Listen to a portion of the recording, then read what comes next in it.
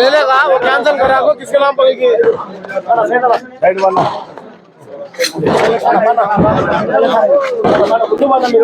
Fan కిరిషాన్ వడదాలమ్మా తప్పకుండా సాయం చేయాలమ్మా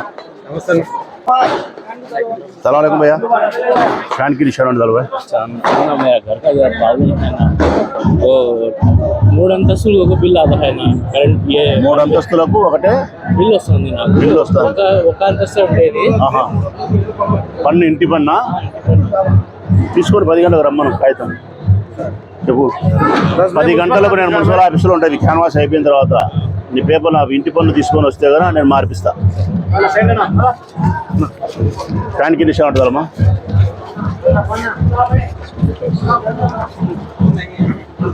ఫ్యాన్ కి నిషాన్ ఉంటుందా సలాం అలైకుం ఫ్యాన్ కి నిషాన్ ఉంటుందా భాయ్ సలాం అలైకుం ఫ్యాన్ కి నిషాన్ ఉంటుందమ్మా రైట్ పుస్తకాలు ఉంటా అడిగిరా స్థలం చూపించినారా ఎవరో వేసినారా అది వదిలేదు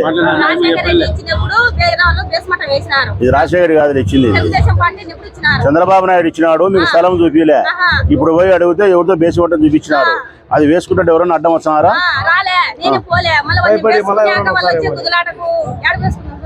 10 గంటలకు మున్సిపల్ ఆఫీస్ కాడికి వచ్చి అధికారులు పెట్టి చూపించి అది అమ్మద కాదా భద్రం చేస్తాం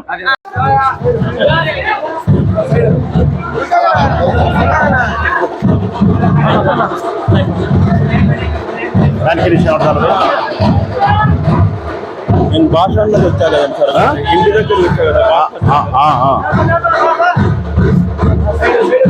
ఇది ఆపరేషన్ పెట్టాము అవును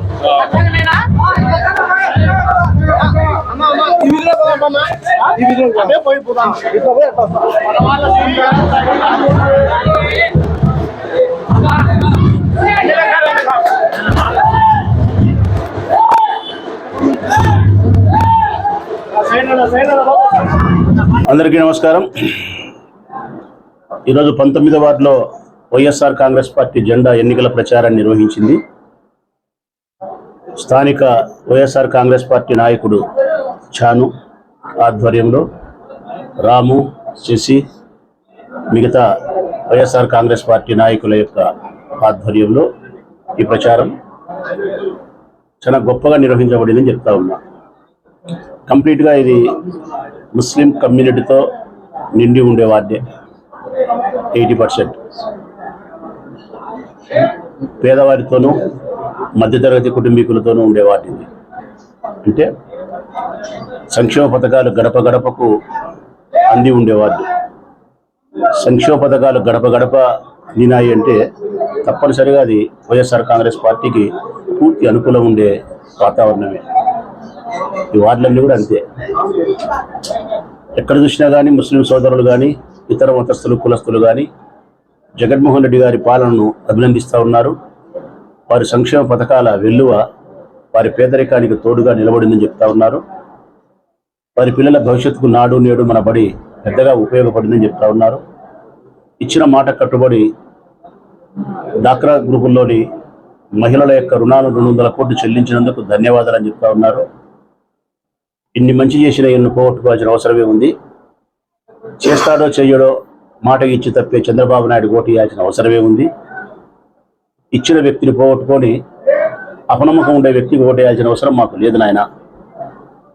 మేము ఆయన యొక్క రుణం తీర్చుకోవాల్సిన బాధ్యత ఉంది. మా భవిష్యత్తుకు మళ్ళీ మేము బంగారు బాట వేసుకోవాలంటే జగన్కి మేము ఓటు వేయాలి.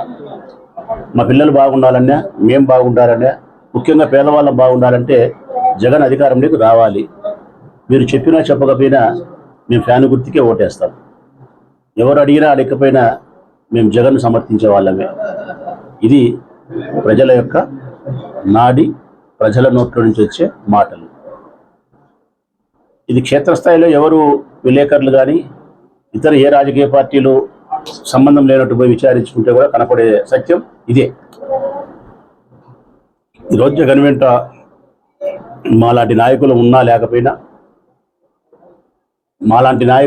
లేకపోయినా విజయం జగన్ వైపే.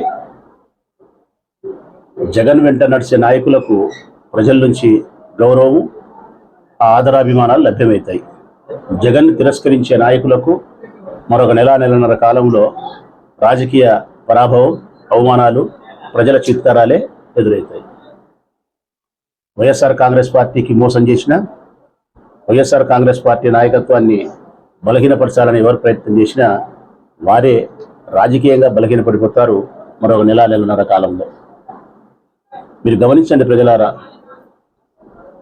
జగన్ జనం వైపు పరిగెడతా ఉన్నాడు, చంద్రబాబు పొత్తుల వైపు పరిగెడతా ఉన్నాడు. ఈ ఒక్క వ్యత్యాసాన్ని గమనించండి. జగను జనం వైపు పరిగెడుతున్నాడు, నాకు జనమే, నాకు జనమే, నాకు జనమే కావాలా అని. చంద్రబాబు జనాన్ని వదిలేసి పొత్తుల వైపు పరుగులు తీస్తున్నాడు. నువ్వు పొత్తుకు వస్తావా, నువ్వు వస్తావా, పవన్ కళ్యాణ్, బీజేపీ కాకపోతే కాంగ్రెస్, కమ్యూనిస్టులు, పొత్తుల వైపు పరిగెత్తే చంద్రబాబు, జగన్ జనం వైపు పరిగెత్తే జగన్. ఈ వ్యత్యాసాన్ని ప్రజలు గుర్తించాల్సిన అవసరమైతే ఉంది. ఈ వార్డులో కూడా దాదాపు 30 కోట్లకు పైనే సంక్షేమ పథకాలకు సంబంధించి గడప గడపకు మా ప్రభుత్వం డబ్బిచ్చింది. ప్రతి సందులోనూ కావలసిన రోడ్డు, కాలువలు, చాను నిర్మించగలిగారు. అంతేకాకుండా వ్యక్తిగతంగా కూడా ఇక్కడ స్థానిక నాయకత్వం, ఇక్కడ ఉండేవాళ్ళు ఎవరైనా సరే, మా పార్టీకి సంబంధించిన వాళ్ళు, చాను కావచ్చు, రాము కావచ్చు, శశి కావచ్చు, ఎవరు ఇక్కడ ఉండేవాళ్ళు, ప్రజలకు ఏ కష్టం వచ్చినా వీళ్ళు అందుబాటులో ఉంటున్నారు. అది ఏదన్నా కానీ, ప్రమాదం కావచ్చు, పెళ్లి కావచ్చు, శుభకార్యం కావచ్చు, రోగం కావచ్చు, హాస్పిటల్ కావచ్చు, లేకుంటే MRO office, MEd office, police station, ఇంట్లో మరో సమస్య, ఆర్థిక ఇబ్బందులు, ఏది ఉన్నప్పుడు కూడా వీళ్ళు ఆ ఇంటి కుమారుల్లాగా ఉపయోగపడుతున్నారు. నేను ప్రతిసారి చెప్పేది అదే, జెండా ఎంత శక్తివంతంగా ఉంటుందో, జగనన్న పాలన ఎంత గొప్పగా ఉంటుందో, దానికి స్థానికంగా ఉండే వాటిలో ఉండే నాయకత్వం ప్రజలకు అందుబాటులో ఉండి తలలో నాలుకై వారి పేదరికానికి, వారి కష్టాలకు తోడుగా నిలబడగలిగితే నాలాంటి ఎమ్మెల్యేలను గెలిపించడం అన్నది అత్యంత సులభమవుతుంది. ప్రజలు వేయడానికి సిద్ధంగా ఉండాలి. ఆ ప్రజలను మరింత దగ్గర చేసుకోవాల్సిన బాధ్యత స్థానిక నాయకత్వాన్ని. అది మా పార్టీలో ప్రొద్దుటూరు నియోజకవర్గంలో అది లభ్యమైంది. అంతా యువకులు ఉండడం, ఆసక్తిగా ప్రజల పట్ల కొద్దిగా ప్రేమాబంధాలను పెంచుకోవడం, వారి కష్టసుఖాల్లో ముందుకు ప్రయాణం చేయడం.